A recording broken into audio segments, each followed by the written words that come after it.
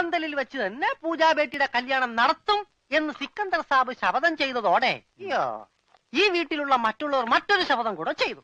ഇനി പൂജാബേട്ടിയുടെ കല്യാണം കഴിഞ്ഞിട്ടേ ഈ വീട്ടിലുള്ള മറ്റാരെങ്കിലും കല്യാണം കഴിക്കൂന്ന്. അത് നന്നായി. പെട്ടെന്നൊരു കല്യാണം വന്നാ തുണി അലക്കി അലക്കി അലക്കി എനിക്ക് കല്യാണം കഴിക്കാൻ പറ്റാത്ത അവസ്ഥയാവും. പക്ഷെ പെട്ടെന്നൊരു കല്യാണം നടക്കും എന്റെ.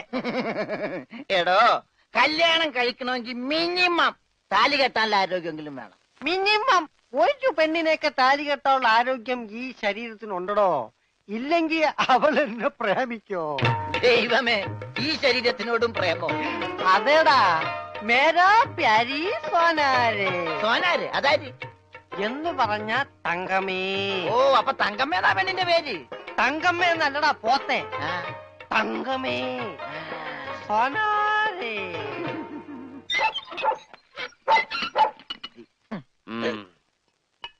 വേഗം ഒഴിക്കടാ. ഒഴിക്കല്ലേ, ധൃതി പിടിക്കല്ലേ.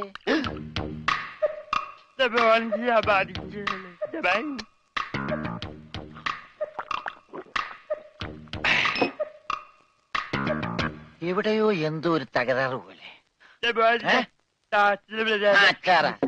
തോണ്ടി നാക്കിന്റെ മർമ്മത്ത് തേക്ക്. അയ്യ, എന്തൊരു എഴുതത്? ഇത്തിരി സോഡ കൂടി. ആ ഒഴി ഒഴി ഒഴി. എന്റെ അച്ഛന്റെ അച്ചാറ്.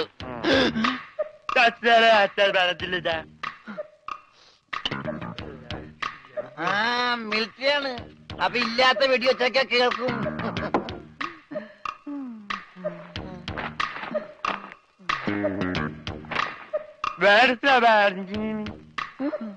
എന്നാ പിന്നെ കിടന്ന് ഉറങ്ങിക്കൂടാ.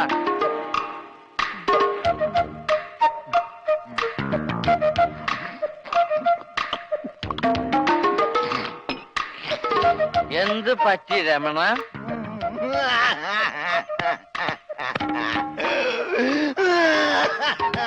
അയ്യോ പാവം. പോട്ടെ പോട്ടെ, അങ്ങനെ അവന്റെ മെയിൻ സ്വിച്ചും പോയി. എന്തിനാ ഇവിടെ ഒരു ബഹളം? ഒച്ച വെക്കാ പാട്ടി. വാ, നമുക്ക് സംസാരിക്കാം. എനിക്ക് സംസാരിക്കാൻ ഇവിടെ ആരുമില്ലാതായി. ആരുമില്ലാടാ ഇവിടെ എനിക്ക് സംസാരിക്കാൻ. ഞാനെന്തല്ലോ സ്വപ്നം കണ്ടടാ. നമ്മള് മൂന്നിലൂടെ വെള്ളം അടിച്ചോണ്ടിരുന്നപ്പോ ഈ പൊട്ട സംസാരിച്ചതായിട്ട്. മിണ്ടാതിരിടാ പട്ടി എന്നല്ലേ അവൻ പറഞ്ഞത്? എന്റെ സ്വപ്നത്തിലെ ഡയലോഗ് നീ എങ്ങനെ കേട്ട്? സ്വപ്നത്തിന് ഞാനും ഉണ്ടായിരുന്നല്ലേ പറഞ്ഞത്?